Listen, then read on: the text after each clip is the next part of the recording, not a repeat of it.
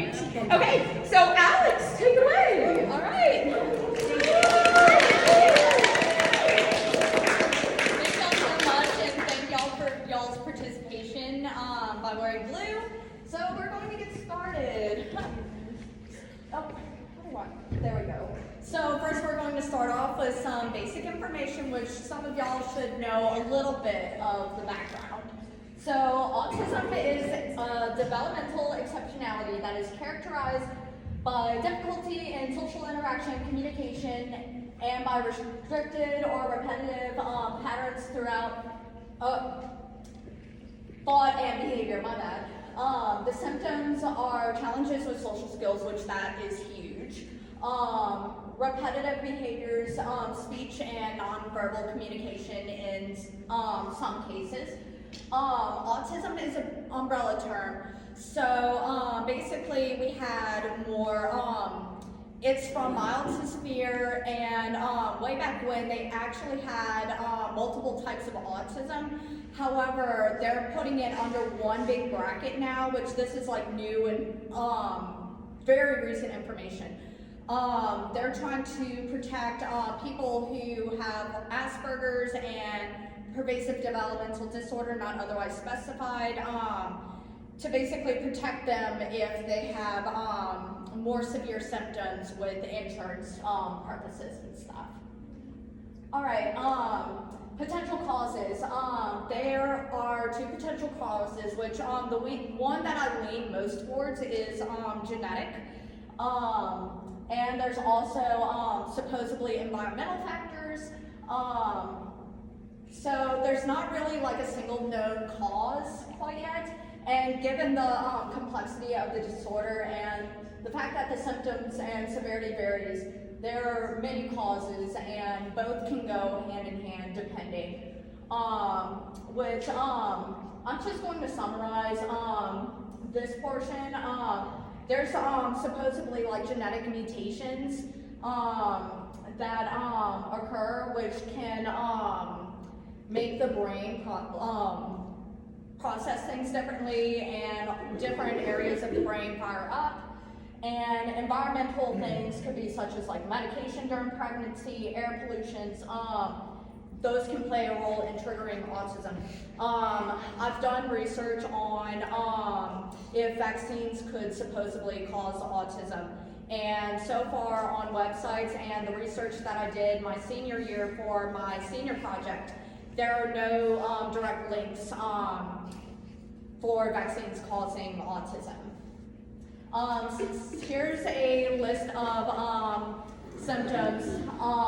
Abnormal body posturing or facial expressions, abnormal tone of voice, avoidance of eye contact or poor eye contact, behavioral disturbances, defects in language comprehension, delay in learning to speak, flat or monotonous speech, inappropriate social interaction, intense focus on one topic, lack of empathy, lack of understanding of social cues, learning disability or difficulty, not engaging in play with peers,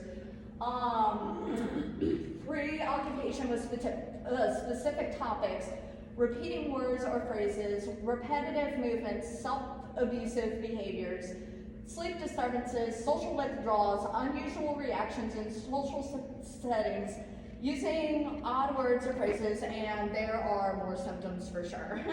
But that's like a lot of the gist of the symptoms. So there is no cure for autism. However, there is treatment available that can help the quality of life. So the treatments include occupational therapy, and that works more with hand-eye coordination, speech therapy, and that works on improving communication and speaking skills, home therapy, music and art therapy, and counseling. Early intervention is super important if a child is diagnosed early, which I'll get to my story in a second. And so at the ages of like 2 to 5, that's where the brain develops very rapidly. So basically toddlers and young children are like sponges. So they absorb tons of information all at once. And as you get older, the information, like your ability to process slows down. And if autism is diagnosed later in life, you can still benefit from treatment. It will just be a more challenging process just because the brain is fully developed at that point. So here are some brain scans. I was trying to find something where a lot more of the brain lit up and that I had like a male or female brain, but this is like the only thing that was like the best, which I'll need to do more research on brain scans. I swear, if I wasn't a music major, I would be in the medical field for sure. So as you can tell, which I don't know what a lot of this stuff means, but as you can tell, there's like a difference between this brain and that brain. They have more of an area that's lit up right here. In the neurotypical brain, they have a lot more lighting up here versus down here. And right here in the autism brain, there's actually some signals that are firing up here, unlike the neurotypical brain. And kind of the same thing with this as well. More areas are firing up, and there's actually a bigger area compared to that one on the very top. And I'm not sure if you can see right here, but as you can see, there's nothing lit up on this image. However, they have two little blue dots on this image. So it goes to show like how autism brains are different compared to the average or normal brain, which none of us are really normal. Alright, so now here is my personal experience with being on the autism spectrum. So, yes, that's a picture of me. I was diagnosed with pervasive developmental disorder, not otherwise specified, at the age of 3. So that means that I met some of the criteria for autism, but not all of it. But my family really thinks I was misdiagnosed and I should have been diagnosed with Asperger's syndrome. I was fortunate enough to have early intervention, so we intervened right when I was diagnosed. I was in occupational therapy for 2 to 3 years when the diagnosis was fairly fresh and new.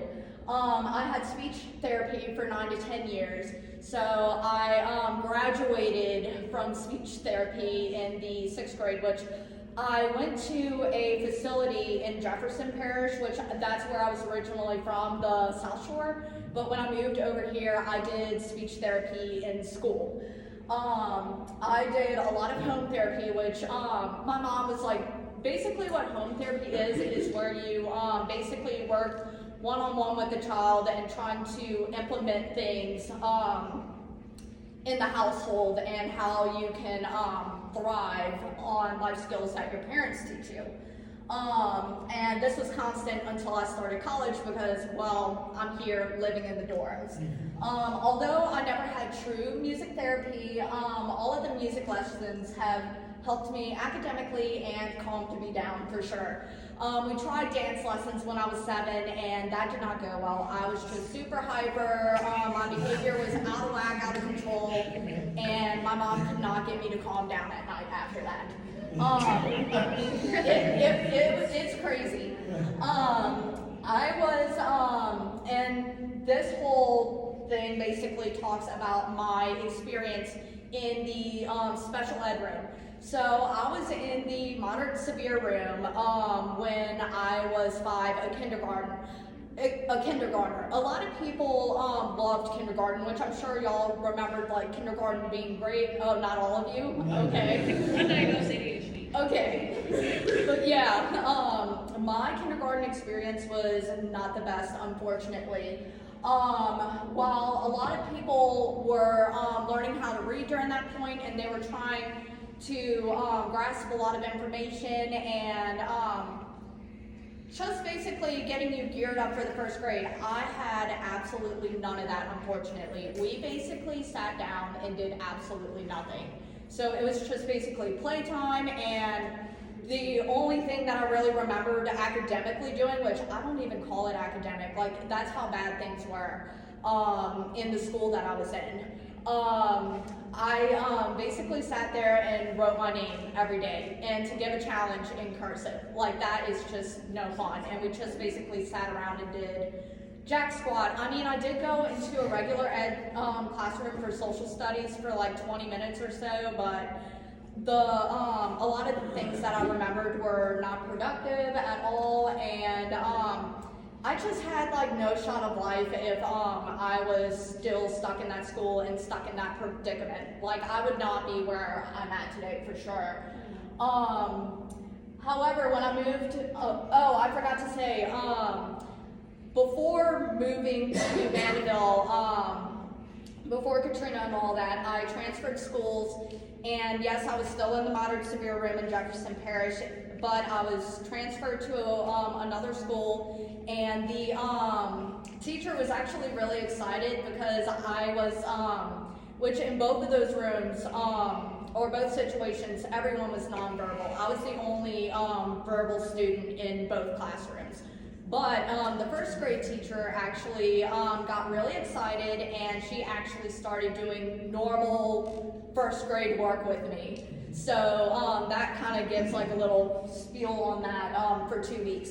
And then I moved to Vanderbilt after Hurricane Katrina, and by that point, obviously St. Tammany has a wonderful special education program, and I was placed in the mild moderate room. And I finally began to learn, and eventually I transferred into the regular education classroom when I was in the 4th grade. So I was fully mainstreamed. However, I received inclusion education until I was in the 7th grade, which is basically where somebody who's certified to teach special education comes in and helps both regular and special education students. So it's basically everyone in a whole big old group with the whole class. And not only do people in regular education learn and thrive, but also special ed students are able to learn together and receive extra help if they need it. And then in 8th grade, that's when I began to make straight A's. When I graduated from high school, I ended up with a 4.0 GPA, and now I'm here. And two, I still have accommodations to this day, and yeah. So here are some symptoms that I had as a child. I avoided eye contact most of the time. I was unable to communicate appropriately. With that being said, I would throw temper tantrums every single day. I am not exaggerating when I'm saying this. Since communication was a huge barrier, it was so difficult for me to convey my feelings and my emotions. So say for an example, I'm angry that I did not get a snack because I didn't eat all my lunch.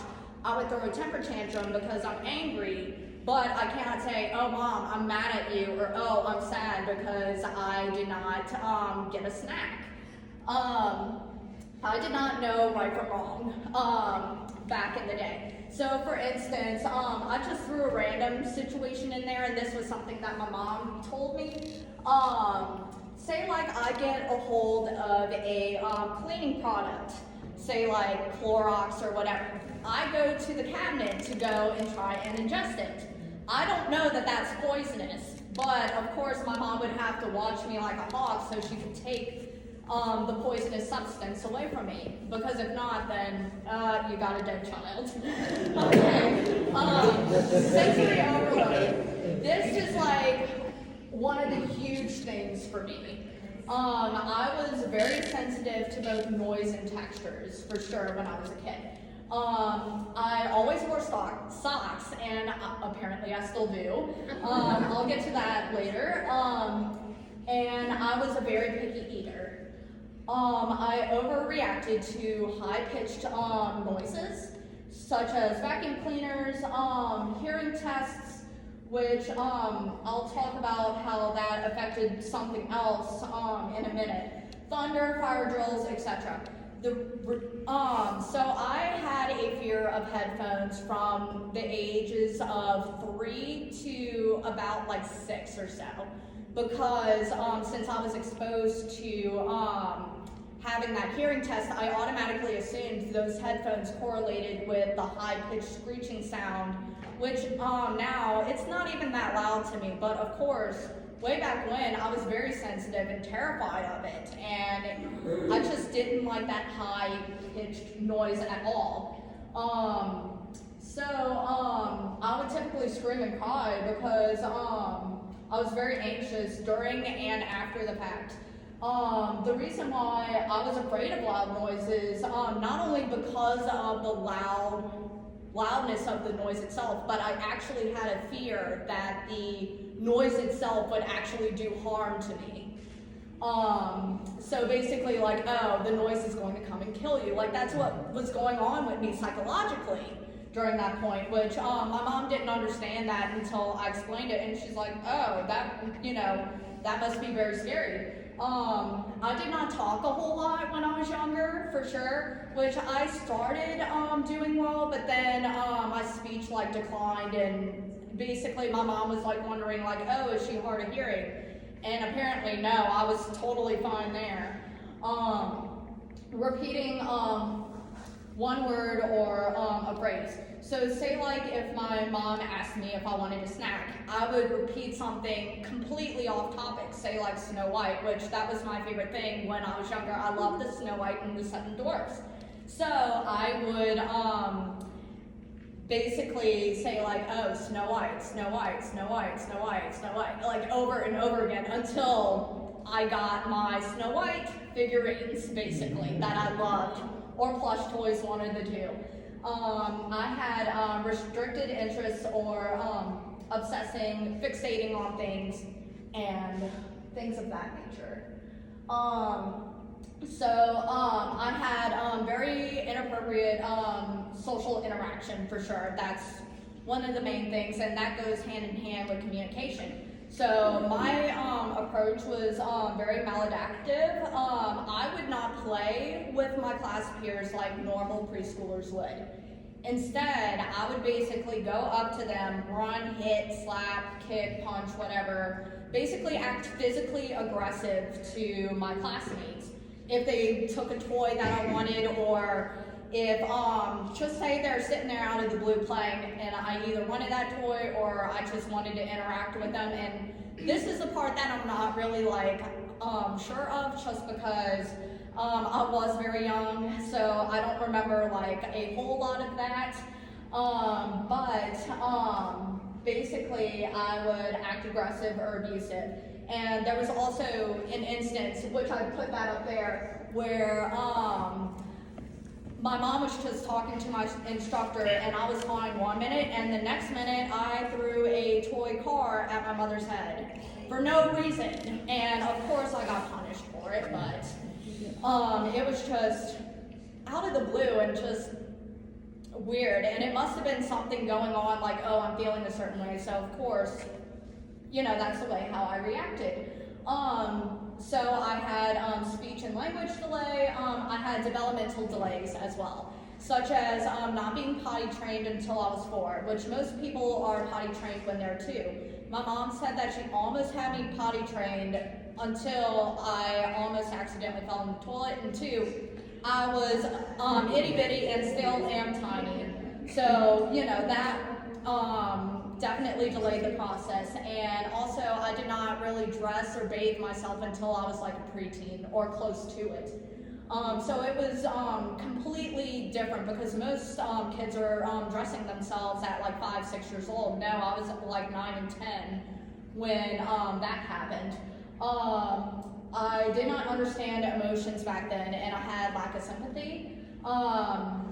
I There's also something where I referred myself to as they, them, like in the third person, not because I was non-binary, but I just did not use the words I or me to refer to myself. This was when I was looking at my diagnostic thing a couple of days ago when I was putting this thing together, and I'm like, oh really? Did I really use myself or identify myself in the third person? So I thought that was really interesting.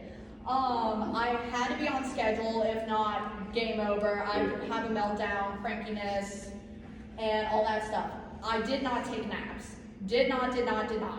I hated them, and I remembered not taking naps when I was 2, 3, 4 years old, 5 years old, and across the board. Did not like them. There was actually an instance where I was in pre-K, and I was 4 years old and newly diagnosed, and my mom actually had to stay with me at school because my behavior was so disruptive and different. So basically the school told my mother, like, look, you have to be here with your daughter or else she'll have to find a different school and stuff. So anyways, it was nap time and my mom was in the room and stuff, and I was angry because I did not receive an M&M for taking a nap, and everyone else did, of course, because they took a little power nap or whatever. So I was angry and ended up pulling my preschool teacher's arm or shoulder out of the socket because I was just so angry and disruptive. And of course I couldn't say like, oh, I'm sad, I'm angry. Of course, like my initial reaction was to go and attack and act violent. But that was the only way that I could communicate what I was feeling. And it's basically equivalent to figuring out the needs of a baby or a very young toddler, more so an infant more than anything. Let's see. I had self-abusive behaviors, which this goes hand in hand with communication, not like depressive, like, oh, you self-harm and that sort of thing. No, it's completely different. So say like, for instance, I'm really upset and I'm in a meltdown and I'm really angry.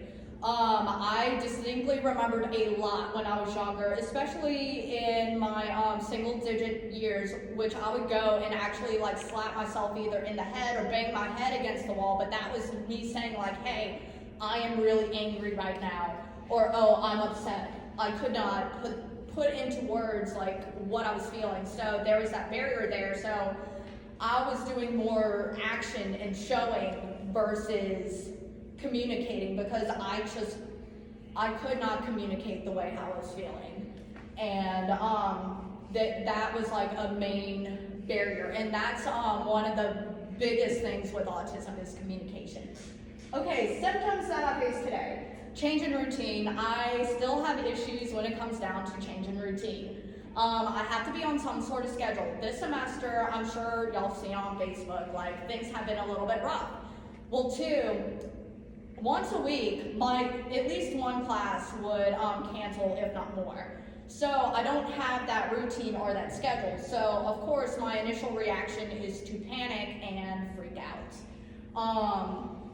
Obsessive behaviors. My current obsessions are gnomes, crystals, plants, and anything music or educational related. I also forgot to add in Pokemon in there in the mix. But those are my restrictive interests. Yeah, I do little other things on the side, but I'm not like so repetitive anymore to the point where I'm like, okay, I'm saying Pokemon all the time. Or like with music, I'm not sticking to one topic. I'm actually venturing out, and I can spend all day talking about music and education and school and all that stuff. Repetition. Obviously, like I said, I got better over the years, but I still occasionally repeat myself stuff. The main thing is repetitive behaviors with me. For instance, there will be a song on my phone or whatever that I'll listen to over and over again. I don't know why I do this, but it's just something habitual that I do. I'll sit there and listen to a song on repeat over and over and over again. Or if not that, recently, over the past I think 2 years, I've recently been going back to certain sections of the song and keep on repeating that. And after my favorite section was done, I would go back and repeat it over and over and over again. And it would just be, that will last for several hours. I will also dance or pace around in the room while I'm doing this. I'm very insecure about that, especially with dancing, because I'm not a good dancer at all. I'm just awful. It just puts me in a vulnerable situation, and I'm just like, no, I prefer to do this in my own time. Eye contact. Although I have gotten better with this, there are still moments, which I'm sure when I talk to y'all, I do sometimes look away. It's not because I'm trying to be rude or disrespectful or anything. It just gives me that sense of vulnerability or that uncomfortable feeling. So basically to me, I'm basically looking over everyone's heads right now. I'm not even kidding. So just because it feels like y'all are staring deep into my soul, and I'm just no, it makes me feel really uncomfortable. I can't really explain how and why, but it just does, and it's not y'all at all. I think a lot of people with autism feel that way because they're okay, they're feeling pressured or kind of anxious, okay. And when I can think the straightest is when I'm not looking at people. If I'm looking at someone, then I'm darting all over the place. Not unless if it's a casual conversation or if I'm comfortable or calm with someone, which, this is still an area that I'm still working on, but I've gotten way better in this area for sure. Communication.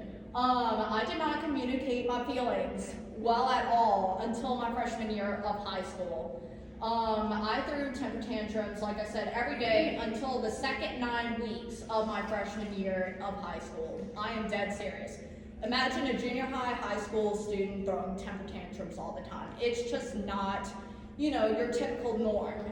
And of course, if I were to tell people in junior high, hey, I throw temper tantrums every day, people would think oh, you're nuts, but now since we're, in college and we're older, we can, and too, since I'm more comfortable talking about it because y'all know I don't react that way anymore, I can say that so I can educate y'all. I still occasionally have hissy fits, apparently. Yes. Once in a blue moon does it ever happen. Recently they've picked up over the past few years because I have issues telling people that I'm angry, or if I have a dispute with someone. That is something that I've never really worked on until more recently. Which I think I started working on it about 6 months ago, so this is fairly new territory for me. So of course, my reaction is to blow up, throw a little hissy fit or whatever. Let's see. I am relearning how to communicate, especially after me having my vocal cord injury. And yes, even though people with autism improve, they can sometimes backslide or go backwards. I kind of hit that block with communication, especially since the one thing that I loved was taken away from me. So I'm relearning how to integrate and function back in society, which very scary thing. Anyways, also communicating in a classroom setting has been challenging the last few years. But I am currently fighting to get back where I was. And this is definitely putting me out of my comfort zone for sure. Sensory overload. My senses are still very sensitive. 4 out of my 5 senses are very sensitive. I still get overstimulated with loud noises. However, the good thing is I know that those sounds are no longer going to hurt me, so it's just more the sound and the high-pitched noise itself. like sopranos, I can handle those, like y'all just fine. And of course I'm a soprano, so I'm screeching all day long. But say if that fire alarm goes off, I'll definitely get overstimulated and worked up for sure. Also, when there's a lot of things going on around me, I tend to get overstimulated as well because I'm trying to like hear everyone, and it's so difficult to like focus on one person when you have everyone around you talking. So like for me, I just cannot shut out outside noises because my ears are like that, like hyped up and sensitive. So sometimes when there's flashing lights, that can also stimulate things. That's not as bad as like my other heightened sensory issues, but that can play a cause, like flashing lights all over the place with noise, and you just add everything to it, and it's like, okay, I want to get out of here. Certain textures still remain an issue, but I am obviously no longer a picky eater. I love food. I love to eat. Like I said, I still wear my socks all the time, unless if I'm like taking a shower or something. But everyone's like, you wear your socks to bed? And I'm like, yeah, I do. And I say because I think it's having to do with the dirt from the ground and the air hitting my feet. Like that's just texture or a feeling that I don't really like. And I used to tell my mom when I was younger, like, oh, my feet feel weird if I'm not wearing socks. And my mom didn't understand. But now I can say, oh, it's because my feet feel really dry and I don't like that sensation at all. And I learned very recently that my sense of smell is actually sensitive as well. So there was an instance during COVID where I basically had mold in my bathroom, and my mom had to hire in workers and stuff to come and remove the mold and paint the ceiling in my bathroom. The bleach and the paint were just too much for my senses to handle. So, which my mom would say like, oh, it's probably going to smell really bad, and sure enough, I had to sleep in another room across the house because my bathroom and bedroom are literally like right there. There's literally a sliding door separating my bedroom and bathroom. And I could actually smell the scent of the paint and bleach in the kitchen actually. So I primarily stayed in a small little room for several days because I could not stand that stench, which it's difficult for the average person to like smell all that and stuff, but it's especially heightened for those who have autism. Now I have a section on autism and music. So music therapy provides a unique variety of music experience in an intentional and developmentally appropriate manner to affect changes in behavior and facilitate development of skills. Music is motivating and enjoyable, obviously, that's why we're here. Music can promote relatedness, relaxation, learning, and self-exploration. Music therapy addresses multiple developmental issues simultaneously. Music therapy can provide success-oriented opportunities for achievement and mastery, and the structure and sensory input inherent in music help establish response and role expectations, positive interactions, and organization, because clearly we have to practice what our teachers line up, like what our expectations are when we practice and all that jazz. So it just gives like that structure that one needs. And two, your senses are being stimulated, but in a more enjoyable way versus like, oh, screeching noises, no thank you. So here's how music helped me. It was definitely a therapeutic outlet for me. Even though I did not have a music therapist, like I said before, being in music lessons helped me focus and calm down and just being able to like sit there and process things on a different level compared to like my regular classes, which were obviously boring, and I just wanted to, like, I wanted nothing to do with it back then. Eventually it became an outlet where I could express myself. Today I try and find songs that have meaning so I can connect to them on an emotional level. Other than my electronic playlist that I listen to, that literally has no meaning whatsoever. I'm just like, oh, this sounds cool, awesome. Music obviously helped me with sensory processing. As many of you know, I've been blessed and cursed with perfect pitch, which if y'all don't know what that is, it's when you can identify a reference, you can identify a note without a reference pitch. I do not really view it as a special gift though. However, I view it as a different way of processing music. So people on the spectrum actually have a higher chance of having perfect pitch because of the way how our brains process information. I am mostly a visual learner, but there are times where I also learn audibly, and music is one of those things where I learn physically and audibly. And I started learning music at the age of 10, so I was making a connection on how each pitch sounded, and of course the note names that went along with it. So something that I kind of think about today when I'm like sitting there trying to like process pitches in my head, I kind of think of it like flashcards. Like, okay, like an E, I just know like what it sounds like, and it's like, okay, I can say that information right away. However, if I'm in a choir situation or if I have a piano going, I do sometimes miss notes, and it's my way of processing because there's multiple distractions happening all at once. So if you're distracted, then you're like, okay, I know I'm singing wrong notes, but I cannot think about what my pitch is at the same time.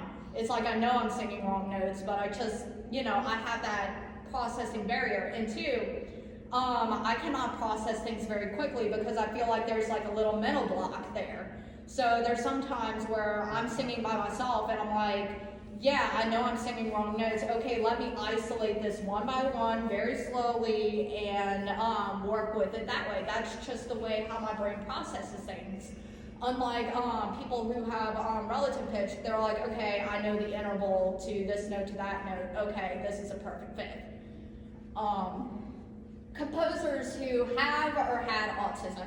Supposedly, Mozart and Beethoven had autism. However, way back when, there was not a diagnosis available just because things were a lot of people didn't know a lot about anything intellectually or any exceptionalities for that matter. All what they knew, especially until like, I would say closer to the end of the 1900s, most of the time people with autism, Down syndrome, whatever exceptionality you had, they would send you to a state institution. And when I watched those videos in SPED, boy, did those make me angry. I was like sick to my stomach because I'm like, okay, if I was born in the 1900s, that's where I would have ended up and I would have had no life whatsoever.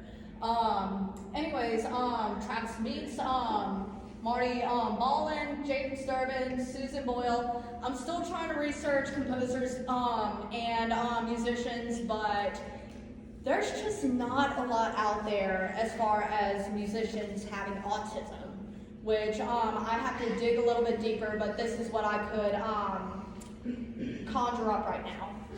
All right, does anyone have any questions or comments? Yes, Talia. I just want to get your perspective. So, like, I know a lot of autistic people view ABA therapy differently. Some people think that it works. Some people are like, that is like the worst like therapy that an autistic person could go through. Like, I just wanted to see your perspective on Yeah, I'm personally, which I did not do a whole lot of research on it, but based off of what I saw, yeah, I'm mostly against it. But that's just my opinion on it. what kind of therapy is that? ABA. That's what it is. Yes, Jessica. So, say like you're teaching someone and they're having a tantrum, like before you do communication, how would you like assess the problem? Like, would you ask, like, give suggestions for them to answer to, or something? So, you know how with toddlers, like, which that's kind of like at the ages of 2 and 3, where they're like trying to communicate. Maybe supposedly ask them, like, are you angry? And try and see and dig deeper and say, like, why do you think you're angry? And kind of just go about it that way, because they cannot really express for themselves, like, hey, I'm angry because of this. No, it's just they go off the wall and basically misbehave. So that's definitely something. So you kind of have to treat it as like you would an infant. Like, okay, your infant is crying. What does the infant need? And you would try multiple things, such as like, oh, do they need to be fed? Or, oh, do they need their diaper changed? Etc., etc. Yes, Cameron? So from like 0 to 100%, how often would you say you like mask any stimming, like on average, like in class compared to when you're alone? So now, like, the symptoms are so mild, and I've learned how to adapt in society. It depends on what symptoms you're specifying to. If we're talking about overstimulation, I would say 10 to 20% sometimes, but if there's like a situation where the fire alarm goes off, that shoots up to like 80, 90, depending on what interruptions they are. Class schedules, that can, if I'm on schedule, I'm like 10%, like I'm fine. But if the schedule is thrown off, if a little thing sets it off, then I'm like, okay, I'm freaking out trying to get on track, and I get very overwhelmed, and I'm like, okay, I don't know what to do with myself now, because I had a schedule, I had a plan, now I cannot follow it. And COVID has actually really helped me to adjust fairly quickly to things. However, this area still needs work, but if I had to look at my process compared to what I was 3 and 4 years ago, I would say COVID and all the things that have happened more recently changed, kind of understimulized those things, if that makes sense. Yes, Walker. I know that you had mentioned, like, if your class is canceled, that there's on your whole schedule. Does it help you for, I don't know how to say this question, like if you went to where your class was and sat and worked at that time, would that be more of a help, or are there something in the place that would be a help? Okay. That would be a help, because I would have to do exactly everything as planned, like go to my specific class at this time. And if it's virtual, then it's a little bit different, but it doesn't throw me too off. But if there's like a complete like blank there, it's like, okay, now what do I do with my time? And I'm like sitting there trying to thrash around, trying to conjure up ideas of like what to do. And then at that point, I'm just like, I give up and basically take a nap. That's how it typically works. Yes, Camille? I just want to say that like I had no idea how much strength was involved in growing, and it's just so awesome to hear your story and see how far you've come, and like it's just like, because you're a wonderful person. Thank That's you. just amazing that you were able to overcome a lot of barriers, and so I'm just really proud of you. Thank you so much. It took a lot. A lot.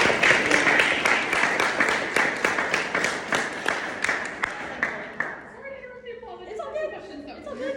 I have 2 questions, is that okay? And Yes. we're gonna make these our last 2 questions, just because it's 3:08, and if you wanna stay and talk to Alex, you totally can. Yeah, absolutely. I'm down to any conversations. Okay, so my first question was about with someone who is very schedule oriented or routine oriented, and if inevitably something happens where that schedule is changed, what is what would you recommend? How can you make that situation better? Because there is no Right. like if you couldn't go and sit where your class was, Right. how could you cope with that situation and make it better? That's just something that I'm still trying to figure out, especially because I think the best thing that could potentially help me, because now we're kind of doing virtual classes and stuff, I feel like that would really help me. However, if we have power outages and tornadoes and stuff, of course, you know, you're not going to have your electronics and Wi-Fi to get to your instructor. So there's just, that is just something, and too, life throws unexpected curveballs, and that's just something that people on the spectrum have to learn how to get adapted to. And that's something that I'm still learning how to do, is how to get adapted to different scenarios where, okay, my schedule has changed. Like if it's thrown slightly off, I'm usually okay, but if it's like every week like it has been, then of course I'm like, okay. Yeah, it's a lost cause at this point. Yeah, it's a lost cause. So then if I'm working with someone, like a student who's on the spectrum somewhere, and they have a sort of routine based, or they are routine based in their nature, if something is to change that routine, is it beneficial for me to try and make the day or the time I spend with them as close to the routine as possible? Close. Okay. Like maybe you could do like a simple like adjustment depending on, you know, how they react, and eventually you can start challenging them, but don't push it too far. Just take it like the babiest of steps that you can possibly do. Okay, my last question. Yes. Was you talked about how you like have interests in like plants and Pokemon and music Yes. and all that cool stuff. Do you find that your interests, like, have you been interested in those things for long periods of time, or are they interests that kind of like they're really high interests and then they kind of go away and are replaced with new things? Right. Which the Pokemon thing has kind of like faded a little bit, but normally it primarily depends, because obviously I don't really do Snow White and stuff anymore and collect figurines, obviously. But that was something that I had an obsession on for years and years. And then eventually, after like 2 or 3 years or so, it would switch. But of course, with music, I've been obsessed with that since I was 10 years old, and that's, you know, something that I generally talk about. And too, whenever I decided like, oh, I want to be in education, of course I'm sitting there talking about school and music and choir and, you know, everything vocally or musically all the time. And my mom would tell me like, oh, you're speaking Greek. So I would try and like, try to put it in terms that she can understand, if that makes sense. So it just depends, but mainly there's like a few interests versus a whole vast of interests. Like I hone in on certain ones. Like right now, like I can tell y'all like, oh, 2 of my cacti are actually producing babies right now. So that's I've never had a cactus produce a baby. They all die. one that I was trying to separate from the mother. It died on me because I forgot to water it. But Oh well. there's 3 more, so we're good. Okay, applause for Alex.